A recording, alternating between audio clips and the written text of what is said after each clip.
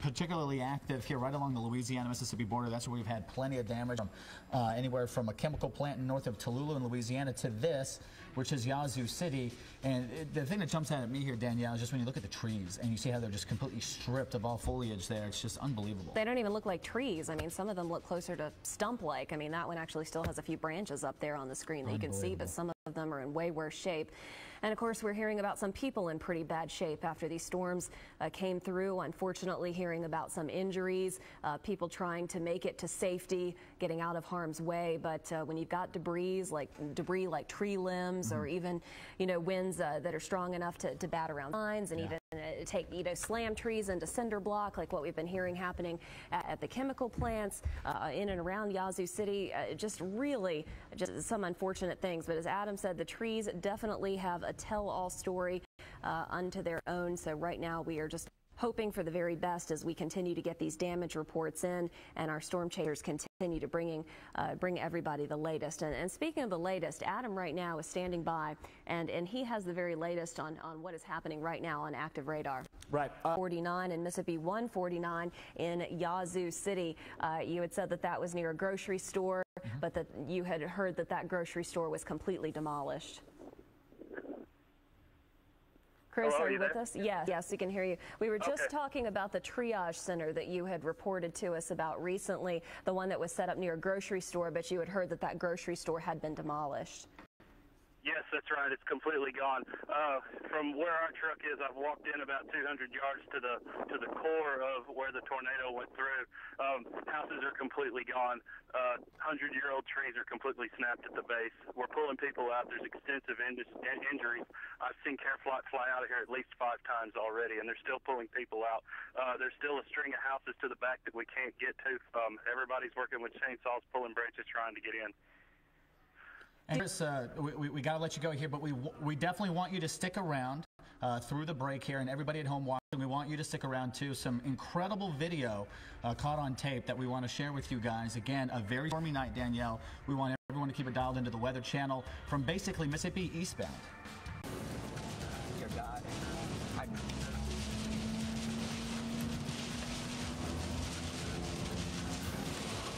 Wow, unbelievable stuff there. Welcome back, everybody. I'm Adam Berg along with Danielle Banks. Some wild new video into the Weather Channel. You can see this dash cam view here, Danielle, really shows it all, although I'm sure the guy's a little nervous. You notice how that camera's kind of dipping a little bit right now. Yeah, and we're hearing a couple of beeps. Not really sure. yeah, you're fine. Holy record. Here. We're fine. We're all right, we're all right. Oh, Chris, my God.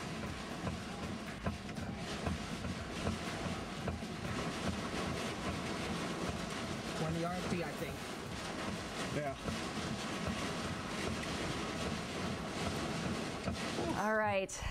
Yeah, we had to take a couple of bleeps in there for some expletives. Obviously, you're well entitled to that. Chris Hare on the phone with us now, who just shot that video, sounding very scared there, and for good reason. Now, Chris, you've been storm chasing for how long? And tell us how what you've just seen compares to what you've seen in the past. Okay, this year makes my 8th year of chasing. That was the first time I've ever been that close to a tornado. It was the wrong place at the wrong time. We had old radar data. We thought we were far enough south, and we weren't. And, it just happened. And that's the nature of the beast. If, you're going to do it, there's going to be times that you've gotten close calls. How close do you think you were to that tornado? We were at least 100 yards from it. You said you chased it for close to... You said it took you almost 2 hours to catch up. And when you did, you were just stunned at what you saw. Right. Yeah, everything's completely gone. I've seen care fly out of here 7 or 8 times already. They're bringing somebody on a gurney down now that's, oh my God, they're hurt bad. The whole east side of the city's gone, completely gone. I don't know if you can't describe what it looks like. Yeah, it's gone. Now, Chris, for viewers that have just joined us, you followed this very tornado for quite some time. When did you actually start chasing this tornado?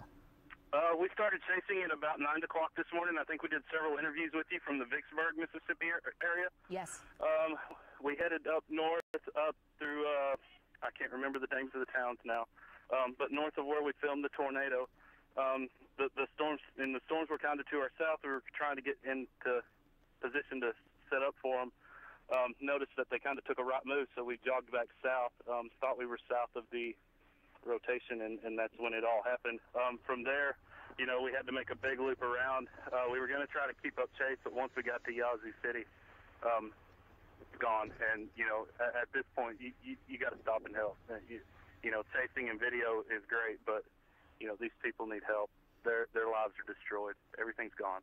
Is there a sense of bewilderment from the people who are they out and about? Are they just stunned, sort of walking around bewildered, or are they trying to jump in and help like you've been and doing what they can?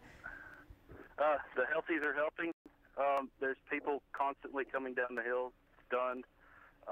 We've seen serious, extensive injuries come down the hill. But like I said, the people that are healthy are helping. The rest are kind of, just standing in a daze.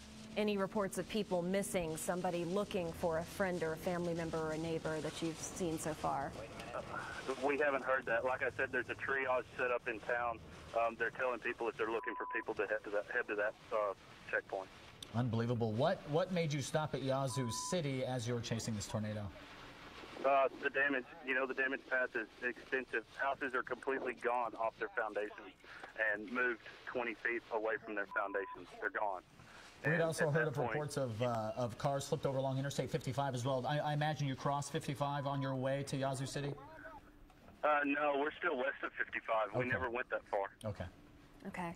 And it doesn't look like you got hit hard with any hail. It looked like very, very heavy rain, obviously. Your windshield wipers were going as hard as they possibly could. But did you see any hail at all of an extreme size, or have you heard of people who have had reports of large-size hail?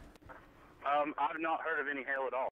I've talked to very few people since we stopped, but I've heard of no hail at all.